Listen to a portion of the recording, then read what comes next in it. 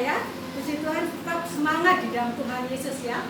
Hari ini pun kasih Tuhan Yesus tetap sama ya, mengasihi umatnya di tempat ini ya. Puji Tuhan, kita salam sehat dari saya ya. Kenapa? Karena akhir-akhir ini iklim yang berubah ya, banyak kita terganggu kesehatannya. Oke, puji Tuhan ya. Banyak kita mengalami gangguan kesehatan. Biasa menjadi tantangan tersendiri kalau di bulan-bulan ini ya, memasuki bulan Desember, banyak yang kita kerjakan, banyak yang kita pikirkan, iklim yang juga sudah berubah ya. Jadi kadang kita ini sampai terganggu kesehatannya ya, karena kegiatan di gereja juga banyak sekali ya saudara. Makanya dijaga nantinya pada hari hanya di mana kita merayakan perayaan Natal, semua diberkati Tuhan, semua sehat dan semua mendapatkan pemulihan yang daripada Tuhan. Puji Tuhan, hari ini kita akan sama-sama belajar ya tentang kebenaran firman Tuhan. Tak henti-hentinya kita akan terus belajar karena firman ini merupakan makanan bagi saudara dan saya. Tetap semangat, inilah bentuk kasih sayang Tuhan ya. Dia berikan firman-Nya buat saudara dan saya. Kenapa ini makanan saudara ya? Mungkin kalau tubuh kita makan, kita harus olah-olah dulu ya. Kita pakai uang. Nah ini Tuhan sediakan makanan buat saudara dan saya, makanan rohani kita. Betapa kasihnya Tuhan itu luar biasa ya, Yesus atas kehidupan saudara dan saya. Saya akan belajar, kita akan sama-sama belajar. Saya akan sampaikan tema tentang badai. Waduh. Ya, nggak usah takut, kita akan sama-sama belajar saudara tentang badai. Dan kalau kita lihat akhir-akhir ini ya, di negara kita, dimanapun ya, yang namanya badai itu luar biasa ya. Yang terakhir di daerah Aceh dan Sumatera ya, ini menyedot perhatian bagi kita semua ya, sampai segitunya. Katanya badai di tahun ini tidak sama dengan tsunami di tahun 2000 berapa itu ya, sekitar itu sama tanggal tapi beda tahun. Tapi ini lebih parah saudara ya. Kemarin juga waktu beberapa bulan kebelakang kan Bali juga ya, sama dengan anak saya sampaikan, harusnya tidak ada badai seperti itu, terjadi sampai seperti itu. Akhir-akhir ini terjadi banyak badai, banyak bencana yang kita lihat ya. Kenapa bencana ini bisa terjadi saudara di dalam kehidupan kita? Kenapa saudara? Karena yang pertama, kita ini masih tinggal di dalam dunia. Nah, dunia ini bukan tempat yang aman buat saudara dan saya. Siapapun kita, dimanapun kita, yang namanya badai ini sewaktu-waktu bisa terjadi atas kehidupan saudara dan saya. Yang kedua, sebab kita ini hidup. Nah, di dalam hidup ini ada yang namanya kebutuhan, keinginan. Nah, itu kan harus terpenuhi ya. Terlepas dari badai yang kita alami, negara kita alami ya, siapa yang salah bukan kapasitas saya, tapi kita akan ya tahu badai ini ya. Karena yang kedua, kenapa bisa terjadi badai? Karena adanya banyak kita hidup, yang namanya hidup ini kan akeh kebutuhan ya, akeh yang namanya keinginan. Nek wis butuh menungsone akeh ya, manusianya banyak ya, apa caranya memenuhi kebutuhan ya? Itu dengan hal-hal yang sepertinya kayaknya merusak alam ya saudara, karena itu tuntutan kebutuhan aja, akhirnya merubah siklus alam ya, itu jadi badai. Terus apalagi saudara, keinginan kita yang lebih boleh memiliki keinginan, tapi menghalalkan segala cara untuk memuaskan keinginan kita, itu yang bahaya. Akhirnya terjadilah dampaknya kabeh kena badai saudara ya, gak iso menguasai diri keinginannya. Berarti gak oleh punya keinginan, boleh, tapi sampai menghalalkan segala caranya, ini yang jadi badai seperti ini. Akhirnya berubah semuanya, siklus dunia ini berubah ya. Karena kita hidup, karena kita ada tinggal di dalam dunia, kita tidak bisa terlepas yang namanya badai. Sewaktu-waktu bisa terjadi, baik itu badai secara alam ataupun badai kehidupan di dalam kehidupan kita ini saudara. Tidak peduli siapa saudara. Waktu saya pindah ke Sidoarjo, saya tidak pernah berpikir saudara, di sana ada badai atau bencana yang terjadi. Ya, oke, aman-aman aja gitu ya. Saya pindah 2002. Terus saya punya gunung baru, yaitu lumpur lapindo yang saat hari ini pun belum bisa terkendali. Berapa desa yang harus hancur, hilang karena ini, saudara. Mungkin ini kita ngomong kesalahan seseorang ya.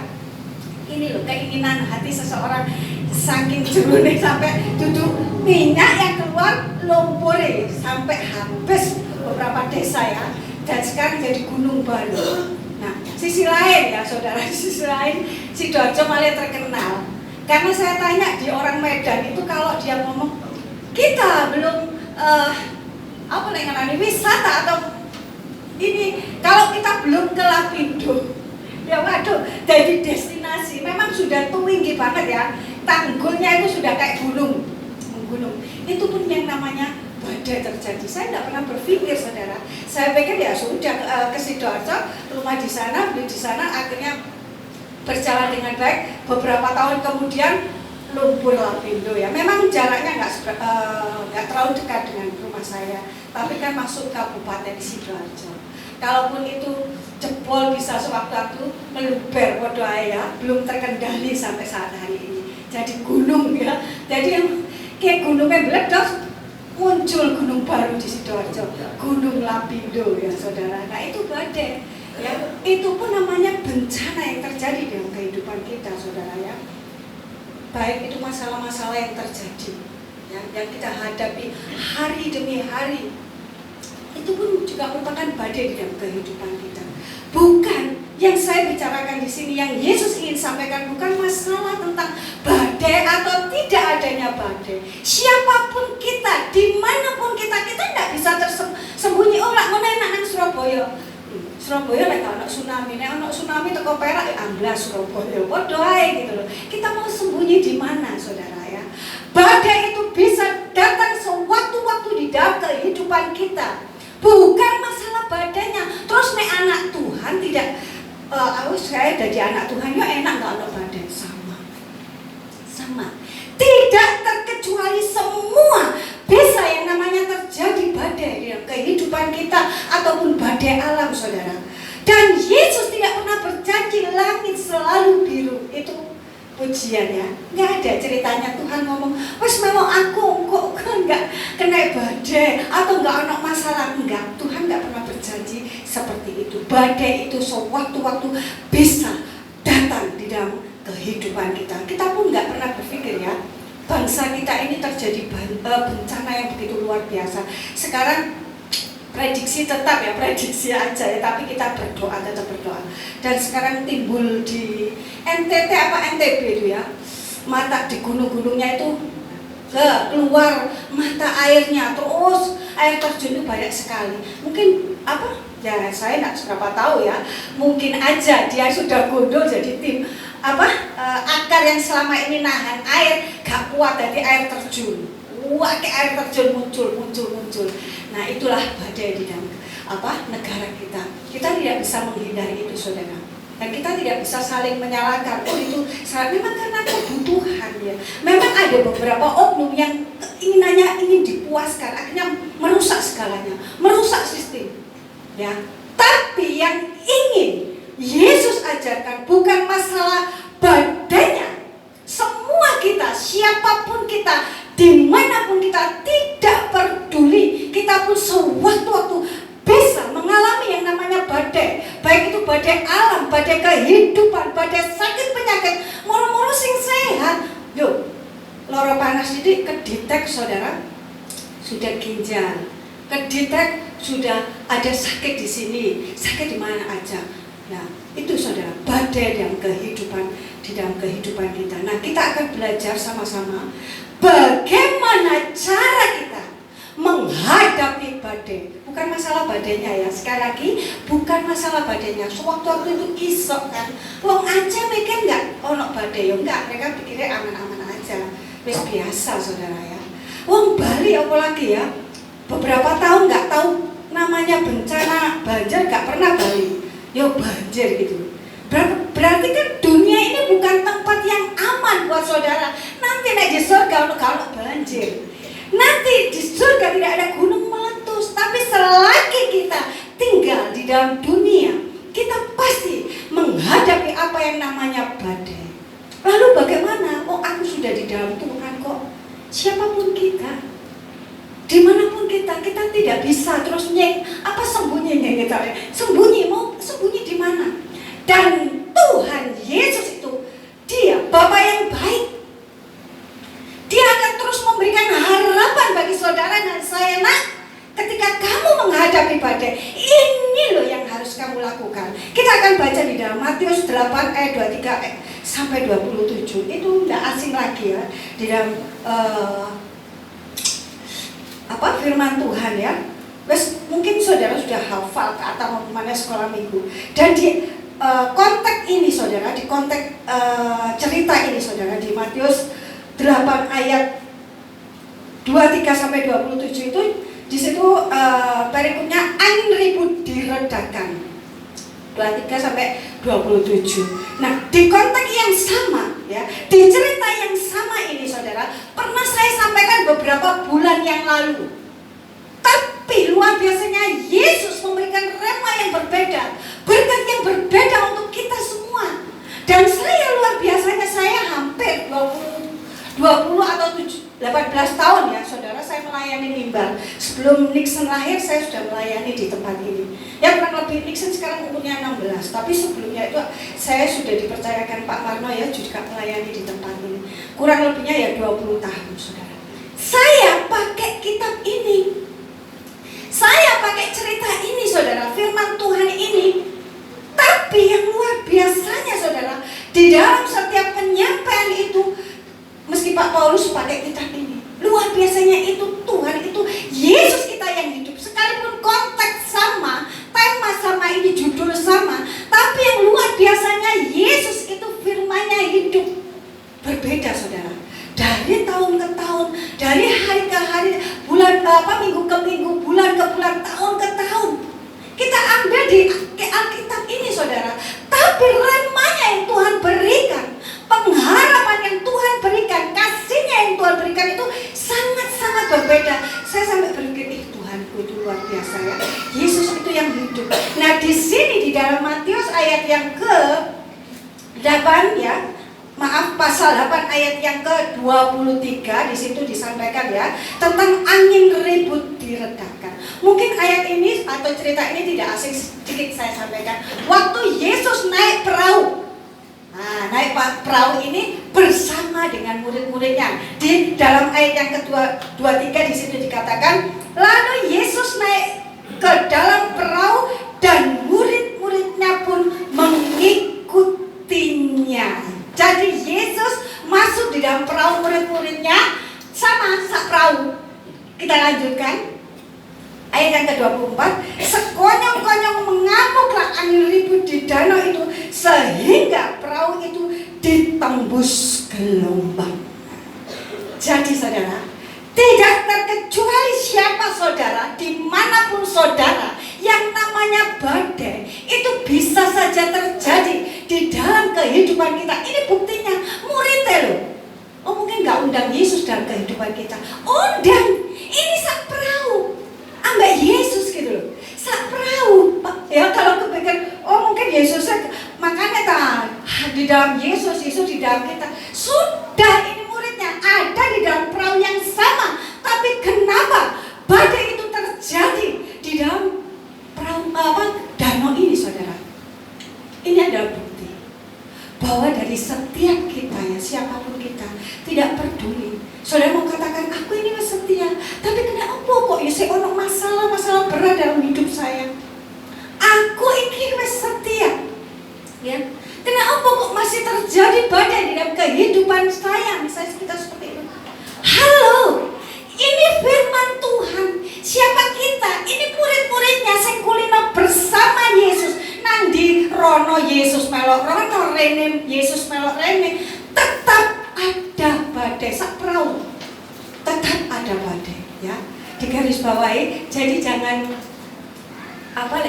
jangan berpikir gini, oh terus enak melok Tuhan pastilah tidak ada badai kehidupan. Karena enak Tuhan di dalam saya, terus saya tidak ada masalah. Tidak. Bukan yang jadi perkara, bukan masalahnya, bukan badainya. Semua kita bisa mengalami badai. Ini murid-muridnya, satu perahu. Dan langkah yang pertama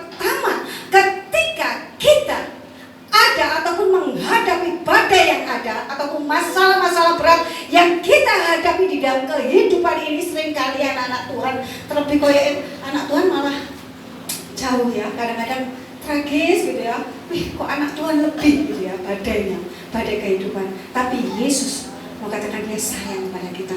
Anehnya ya saudara, langkah yang pertama yang harus kita kerjakan dalam kehidupan kita ketika kita ada dalam badai ataupun badai alam ataupun badai kehidupan. Ayat yang ke-20, tetap di ayat yang ke-24, sekonyong-konyong mengamuklah angin ribut di danau itu sehingga perahu itu ditembus gelombang, tetapi Yesus tidur. Kok cie gitu ya? Kok cie aku kadang, lo kok iso gitu loh. Pada posisi angin gelombang sampai menembus perahunya, berarti kan masuk air itu. Lo kok iso? Yesus itu tidur. Anak saya itu ya, Nixon itu paling sulit deh dikongkon bangun pagi itu, jengkel sampai saya. Ya, sekolahnya itu jauh. Nak Tanio pagi gitu ya. Apapun yang dia kerjakan itu lo amal gitu kayak itu. Makanya tak bangunkan jauh lebih awal. Angel bangunnya lah. Saya itu dia itu nggak akan bangun walau dia itu ya ditanya no maaf gitu uangnya lagi geblak mana. Satu-satunya jalan saya pakai spray ya. Saya isi dengan air, tak semprot no, mulai kaki sampai muka saudara. Baru itu tangi. Jadi percikan air ini gugah deh gitu. Nah ini Yesus. Sampai saya berpikir, Yesus ini ya apa sih? Wes jenenge mau uangin cues, ya semua kan terombang ambing sih perahunya kena angin. Terus apa? Ini masuk loh saudara, dikatakan di dalam ayat yang ke-24 ini, maka ini ya tetap 24, sekonyong-konyong mengamuklah angin ribut di danau itu sehingga perahu itu ditembus gelombang. Berarti kan air ini masuk di dalam perahunya. Biar loh, apa gak kroso? Masih ya maaf ya, masih sak ngebu-ngebu elek turunya. Digoyang banyu pasti bangun. Tapi ini Yesus loh, ngamuk perahunya hampir kemasukan air gak sudah masuk menembus perahunya. Dia bisa tidur gitu. Ini membuktikan saudara, Yesus bukan hanya Tuhan yang hanya memberikan perintah. Enggak saudara. Dia Allah yang memberikan contoh. Yesus pada waktu itu manusia, Yesus masih 100% Yesus. Buktinya apa? Waktu poso dia luwe. Oke? Ini 100% Allah jadi manusia Yesus. Waktu dia disalibkan di Taman Getsemani, dia wedi, saking wedine takut. Keringetnya sak jagung-jagung sampai kayak ono darahnya ya, pembuluh darah pecah mungkin. Nah, seperti itu. Ini sama. Yesus mau kita katakan, oh iya Yesus. Bukan. Ini masih manusia, mewakili saudara dan saya ketika kita mengalami badai kehidupan atau masalah-masalah yang berat ataupun masalah badai apapun badai alam ya saudara. Yesus mau ajarkan langkah yang pertama adalah kita harus tenang. Loh, kok iso tenang? Kok iso tenang Mbak Nini? Coba Mbak Nini nang Aceh. Saya nangis kalau saya juga Aceh ya. Coba iso gak tenang? Ya kalau saya ke Aceh pastilah juga sama saudara. Saya juga akan takut. Ya, saya juga akan panik saudara ya. Tapi yang jadi permasalahan di sini, jangan pernah kita tinggal masalah takut kabeh. Yesus pun pernah takut waktu disalib. Nangisnya sampai kayak darah. Tapi jangan pernah kita tetap tinggal di dalam ketakutan kita. Itu tidak akan pernah menolong kita mengatasi masalah ketika kita tetap ada di dalam ketakutan kita. Wedi ya. Nah, saya orang Aceh ya benar takut atau panik. Apa ya? Kayak mau carut marut di anak, di bojo, di saudara. Wes, kenyot kabeh saudara. Harta sudah tidak ada artinya di sana. Ya takut. Tapi jangan pernah saudara tetap tinggal di dalam ketakutan. Saudara, kalau orang takut ini saudara tidak akan pernah memecahkan masalah yang ada. Contoh, kalau saudara kehilangan sesuatu dan misalnya itu kunci sepeda motor, saudara harus kerja. Atau seringkali ibu-ibu ini ya kalau masak mesti lali, bingung gitu ya. Saking lek ngarane dek itu mau mandi, mau kakek nang kene ya. Apalagi kalau kita sudah mau bekerja. Maaf ya saudara, kalau kita sudah mau bekerja, kunci sepeda motor hilang, bukan hilang, ketlesot saudara, sudah panik, jam mepet. Kalau kita panik gitu ya, malah tak panik ini aku telah dan sebagainya, wah bingung sediamu, ya kan, karena panik. Cuma kita mencari-cari nanti gak ketemu saudara, tambah panik, kamu paling ini, saya pindah saling menuduh. Loh, kita panik itu seperti ini. Kalau kita panik, langkah kita malah salah kabeh, saling menuduh, malah gak ketemu, masalah tidak terpecahkan. Tapi ketika kita tenang, logo disini, berdiam diri saudara, bukan berarti tidak mengerjakan apapun.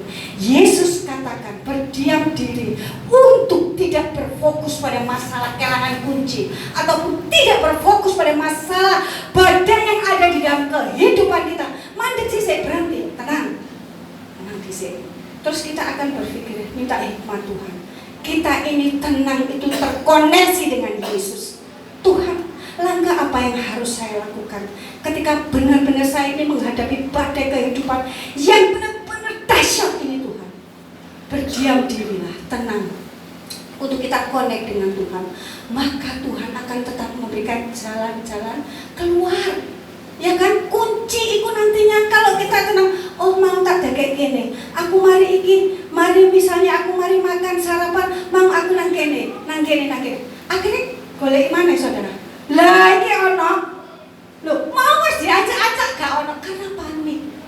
Karena kita panik, sulit bagi kita memecahkan masalah.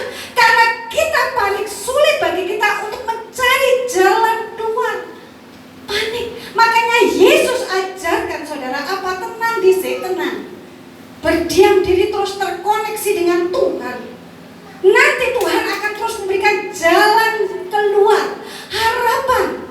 Aja panik disini. Lho iki ngos-ngosan iki ya, Pak Kris, ngos-ngosan iki.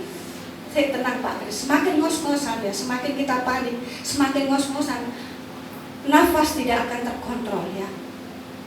Tapi tenang dulu, kita terus connect dengan Tuhan. Apa yang harus saya lakukan untuk ada solusi di dalam setiap masalah-masalah yang ada di dalam kehidupan saya ya. Kita terus terkoneksi dengan Tuhan ya. Tenang itu menjadi langkah yang mutlak. Semakin saudara panik dalam menghadapi apapun, semakin saudara terpuruk dan tidak memberikan jalan keluar. Loh ini harus dikejar-kejar, ini deadline. Saya mau sampaikan, oh enak, Mbak Nini gak pernah saudara.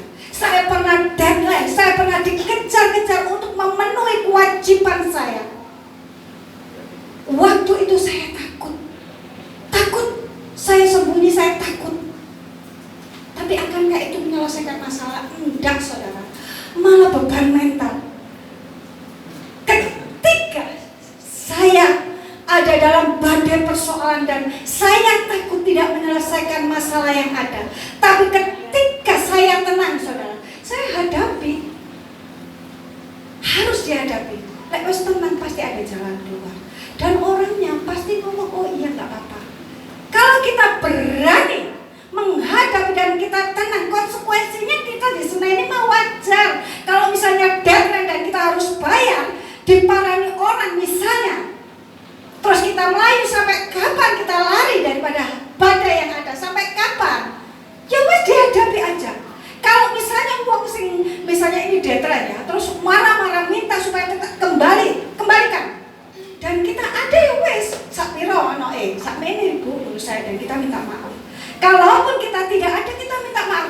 Kalau dimarahi, dilok-lok itu konsekuensi ya wes dihadapi aja.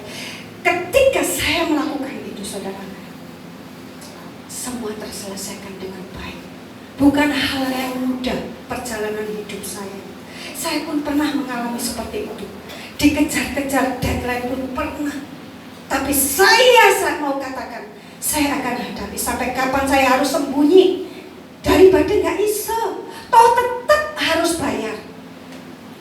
Dalam tinggal tenang. Disitulah letak kekuatan kita di dalam Yesaya. Ya, itu ayat yang perlu saudara pegang ya. Yesaya 30 ayat yang ke-15 bagian B. Saya bantu saya ya baca ya, karena Bapak aku sudah ketemu atau lihat di monitor? Yesaya 30 ayat yang ke-15. Oke, kalau sudah ketemu, baca, minta tolong Pak Agus ya. Yang bagian B aja ya. Demikian bunyi firman Tuhan. Dengan bertobat dan tinggal diam, kamu akan diselamatkan. Dalam tinggal tenang dan percaya terletak kekuatanmu. Amin. Tetapi kamu enggak. Puji Tuhan. Amin. Kita aminkan. Saudara, di dalam Yesaya 30 ayat yang ke-15 dikatakan dalam tinggal tenang. Disitulah letak kekuatan kita. Buktikan saudara. Kita lakukan. Apapun yang menjadi masalah kita, beban kita ya saudara. Apapun yang menjadi pergumulan kita, tenang dulu saudara. Tenang. Berdiam diri terus terkoneksi dengan Tuhan. Terus ini jalan apa Tuhan yang harus saya ambil? Saya pernah mengalami hal yang sama. Cek enaknya ngomong tenang saudara. Waktu saya memperbaiki rumah, saya itu tetap tinggal di dalam rumah itu. Coba bayangkan, semua rumah harus ambrol. Saya itu sampai nyanyi yang biar aku, langit sebagai atap rumahku. Saya itu tidur di bawah langit karena memang sudah dijebol semuanya. Saya dikasih tempat sak nenek ini kamar tok saudara, dan red ini tok, semuanya jebol. Dan sebelah ini adalah bangunan tinggi, boto yang ditoto tinggi sebelahnya, tanpa pengaman dan penyangga saudara. Ukur 7 meter dari bawah sini. Ukur banget saudara. Waktu terjadi angin, Sidoarjo juga sama saudara, sering terjadi angin ya. Apalagi di Kahuripan, kalau saudara ingin tahu, banyak sekali di situ ini pohon tumbang, terus rumah-rumah retak.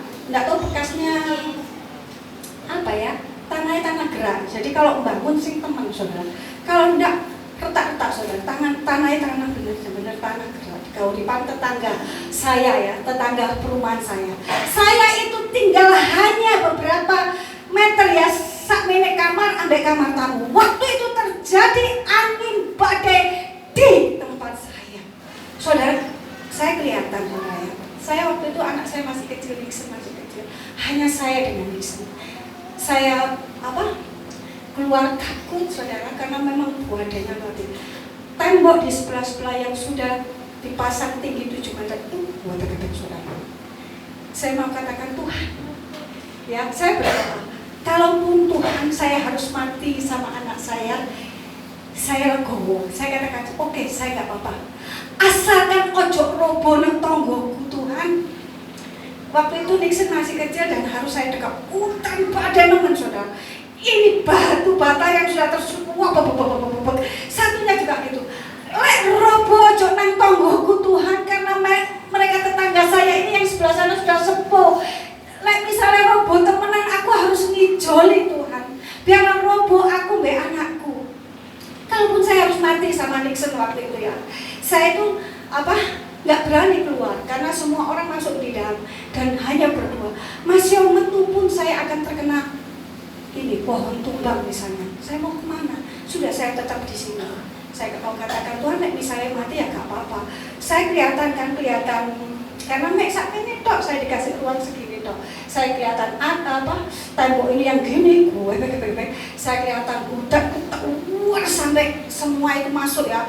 Air itu koyok waduh, nah jero oma banjir ya saya ini, teman banjir. Terus gini, terus gendong anak ya. Nixon waktu itu masih kecil. Saya mau katakan itu, tapi Tuhan mau katakan dalam tinggal tenang ini, disitulah letak kekuatanmu. Sudah tidak apa-apa kamu tinggal tenang di situ. Sama misalnya kita seperti kayak diajar, kalaupun kita harus mati, sama seperti murid-murid Yesus. Tuhan mau ajarkan, aku kono.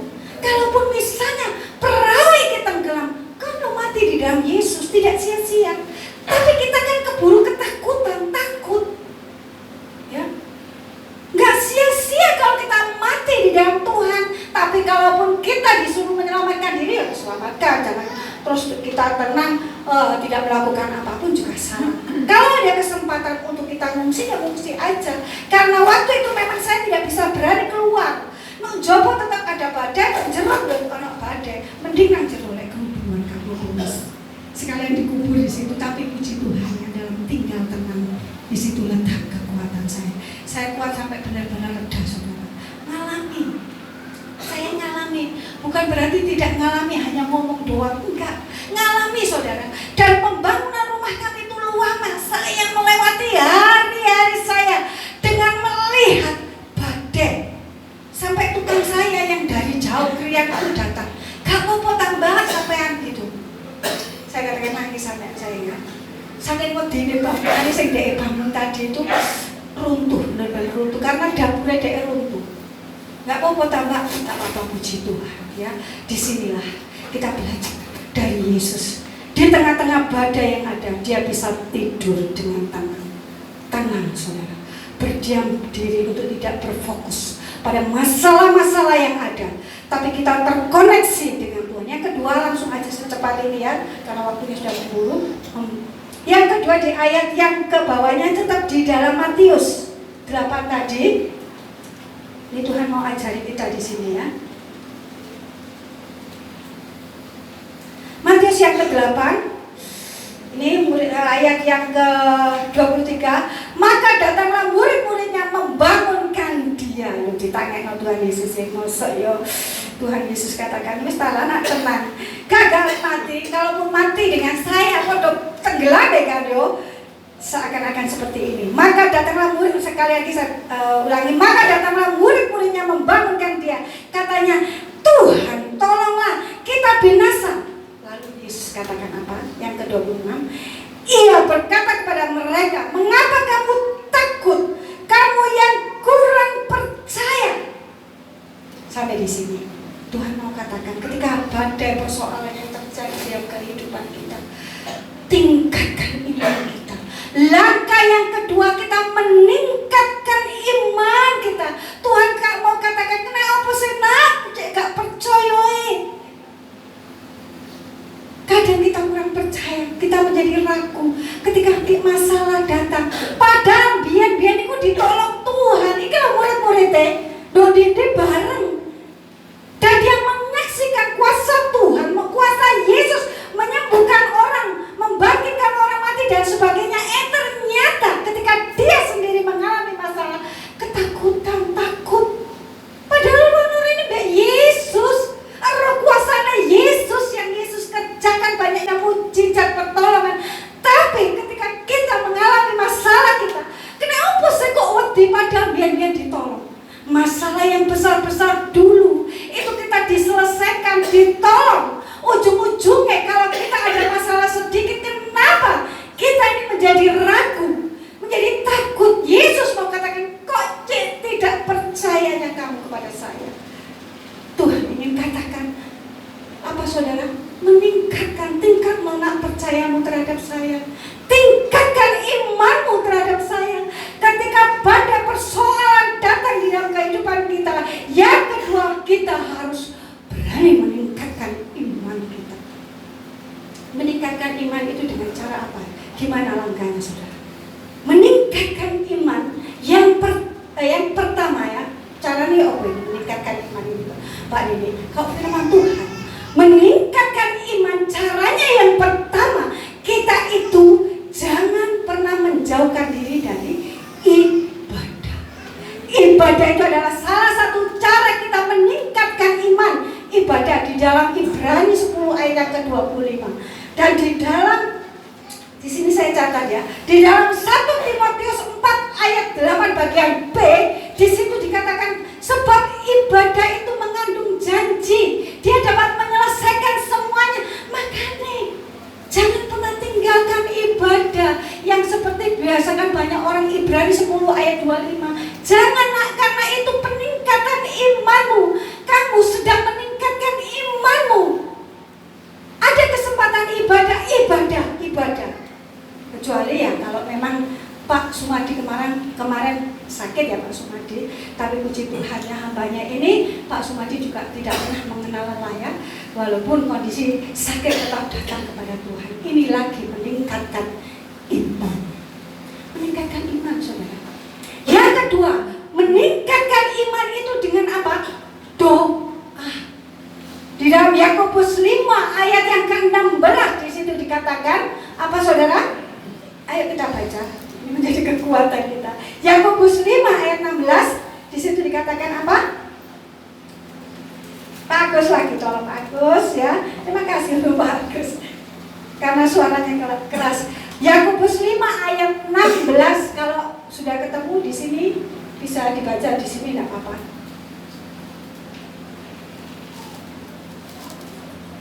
Ini menjadi kunci bagi kita saudara ketika kita menghadapi badai persoalan yang ada saudara. Kita harus meningkatkan iman lewat doa-doa kita. Di dalam Yakobus 5 ayat yang ke-16. Demikian bunyi firman Tuhan. Oke. Karena itu hendaklah kamu saling mengaku dosamu Amen. dan saling mendoakan Amen. supaya kamu sembuh. Doa orang yang benar bila dengan yakin didoakan Haleluya. sangat besar kuasanya. Amin. Amin kan saudara. Amin itu menjadi doa yang singkat buat kita. Ketika ada firman yang dibacakan, ketika ada firman yang disampaikan dan saudara mendapat berkat, katakan amin. Itu saya baru berpikir iya ya, amin itu adalah doa singkat kita. Kalau ada orang ngomong diberkati ya, haleluya, kita mau katakan amin. Mengaminkan itu doa kita ya. Doa orang benar ya, dengan yakin didoakan maka besar kuasanya. Saudara, doa ini memang butuh komitmen. Tidak hanya ngomong aja saudara, ambil jam-jam doa. Saudara, kalau hanya ngomong doang tidak akan terjadi sesuatu. Orang bisa ngomong ini loh paling gampang, mek tolong aja doa, tapi sulit dilakukan. Karena kalau tidak komitmen kita ngambil waktu doa, saudara tidak akan dapatkan apa-apa. Peningkatan iman kita hanya sebatas.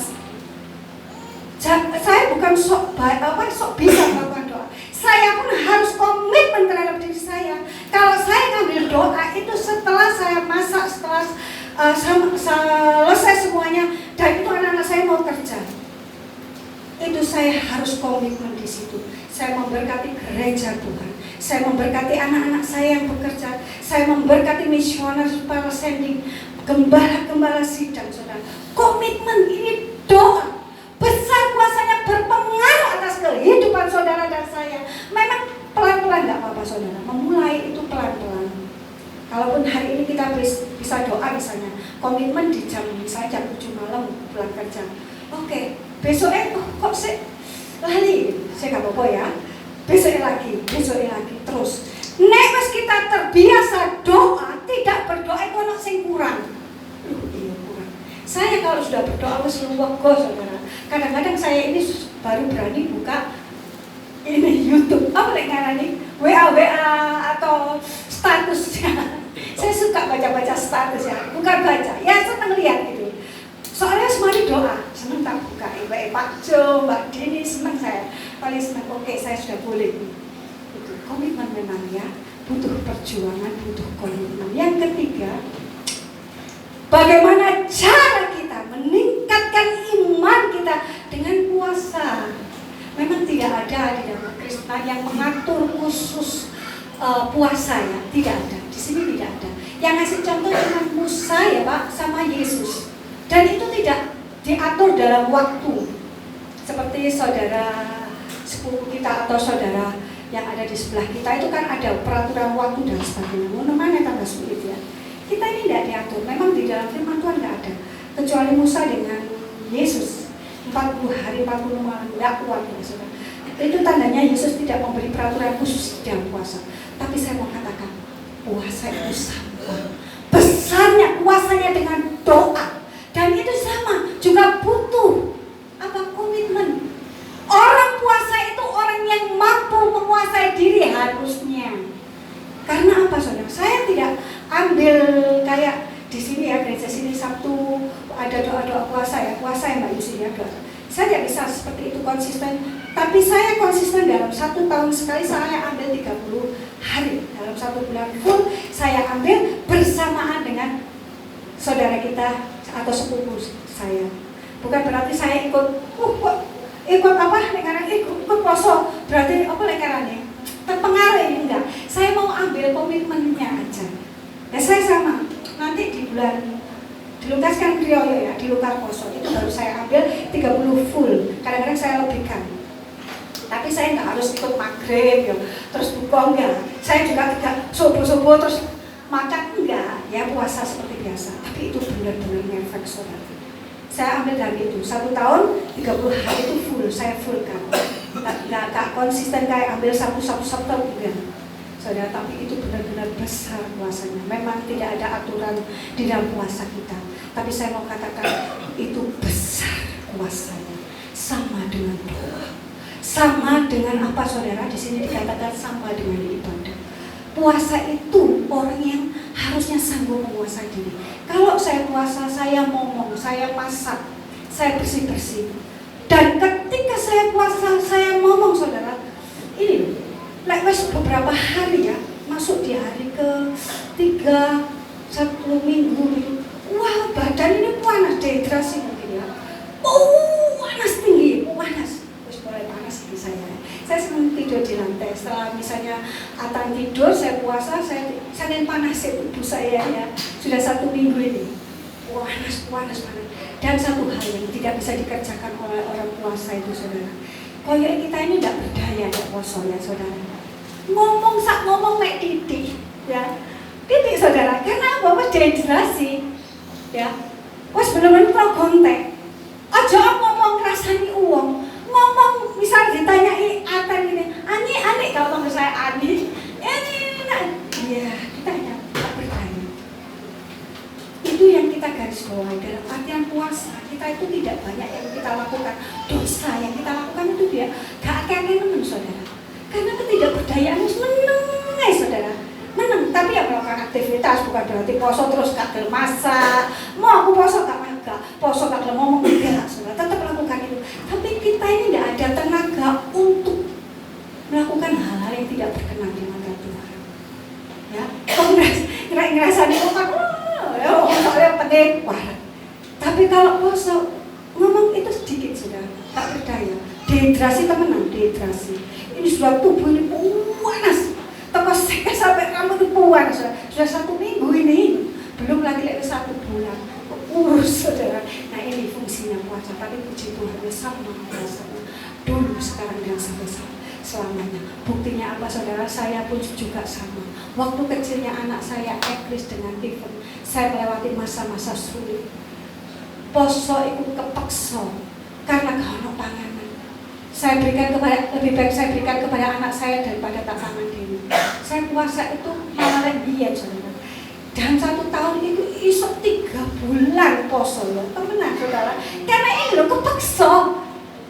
Tapi luar biasanya Tuhan, saya itu luar biasa. Apa yang kita tidak, apa karena kita tabur pasti kita tuai. Kita harus tirakat benar-benar mampu menguasai diri. Bukan kita ikut-ikut tirakat kayak wong Jawa, bukan. Tirakat bukan hal itu saja. Mampu menguasai diri ini juga tirakat saudara. Akhirnya buah itu saya nikmati. Lambat laun. Dan Tuhan memang berikan saudara pemulihan sedikit demi sedikit. Toh saya isok gede anak-anakku gitu loh ya. Di masa sulit saya harus puasa, tak didik yang saya lakukan ya panas dingin ini panas. Lek buka gak ono apa-apa saudara, cuma ngombe teh waktu itu lek ono teh lek kayak ngombe aja saudara. Dan itu saya lakukan bertahun-tahun. Itu ada anak saya Eklis ya. Dan puji Tuhan, hasilnya sama luar biasanya dengan kita berdoa. Hasilnya sama dengan kita beribadah. Saudara tinggal pilih yang mana monggo. Kalau bisa ketiga-tiganya juga Tuhan itu katakan luar biasa nak. Kita lagi meningkatkan iman kita ketika kita beribadah. Kita lagi meningkatkan iman kita ketika kita berdoa. Kita lagi meningkatkan iman kita ketika kita puasa saudara. Sesekali saudara ya puasa, enggak apa-apa, belajar, minum enggak apa-apa katanya tidak diatur oleh siapapun. Katanya kalau minum boleh ya Pak ya. Tapi saya bingung saudara, kalau saya minum boleh, malah saya enggak karuan. Jadi seperti baik total ya. Saya bingung nanti minum, kok anak ngombe sak jajane malah tak pangan. Ya, jadi saya nggak mau ada minum. Tapi kalau saudara minum, saudara puasa ini monggo nggak apa-apa.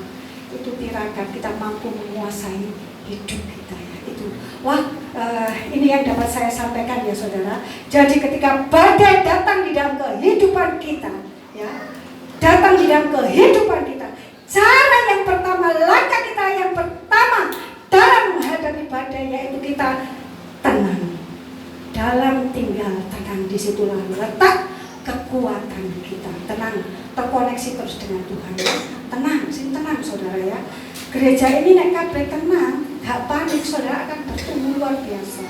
Tapi kita ini lagi di kualitasnya dulu Pak Paulus ya. Nanti kualitas itu akan mengikuti. Kalau kualitasnya jemaat Tuhan, pelayan Tuhannya bagus, Tuhan akan kerjakan yang terbaik di gereja kita. Amin. Amin. Biar kualitas dhisik. Kamu mau titik akeh dilayani. Sopo saya coba kepengin akeh, tapi nek titik dilayani saudara. Ini berarti Tuhan ngomong tak selesaikan kualitas dulu nak. Kualitas iman daripada jemaat Tuhan, para pelayan Tuhan ini sudah boleh bertumbuh dengan baik, kerjasama dengan baik. Yang kedua, kita harus saudara, ketika kita menghadapi badai yang ada. Yang kedua, saudara? Kita harus meningkatkan iman kita lewat doa, ibadah, dan puasa. Sering-sering tirakat ya saudara. Menguasai diri itu adalah buah roh yang ke-9. Ini bukan aliran Jawa. Tirakat bukan aliran Jawa. Tirakat itu adalah buah roh dari kita ya. Tirakat itu menguasai diri. Tidak hanya makan minum aja saudara yang dikuasai, tapi perilaku kita, ini tutur kata kita ya saudara, semuanya harus mampu belajar. Saya pun juga belajar, saking sayangnya Yesus pada saudara dan saya, terus dibenahi selagi saudara tinggal di dalam dunia ini. Puji Tuhan, ini yang dapat saya sampaikan. Kita akan sama-sama pujikan. Saya ini sering nggak tahu judulnya saudara. Yang membelah laut. Masuk judulnya yang membelah laut. Ini apa judulnya ya? Haleluya, Pak Ika juga lupa ini yang membelah laut. Ya. Yang meneduhkan badai ya. Nggak tahu juga. Saking banyaknya pujian sampai bingung ya saudara ya. Saya sampai katakan Mbak Fitri, lagunya yang membelah laut. Wes karo aku judulnya kakek judul itu aku ya. Puji Tuhan ya. Dia Yesus yang mampu meneduhkan badai persoalan di dalam kehidupan kita. Tetap tenang ya saudara, jangan panik ketika kita menghadapi sesuatu. Kita terus terkoneksi dengan Tuhan Yesus, terhubung dengan Yesus.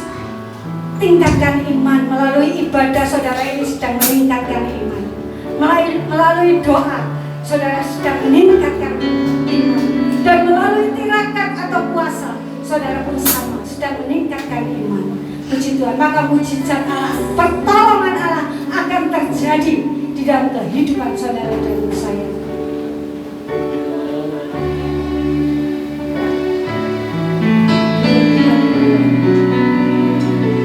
Saudara jemaat Tuhan, kami berdiri. Glory, haleluya.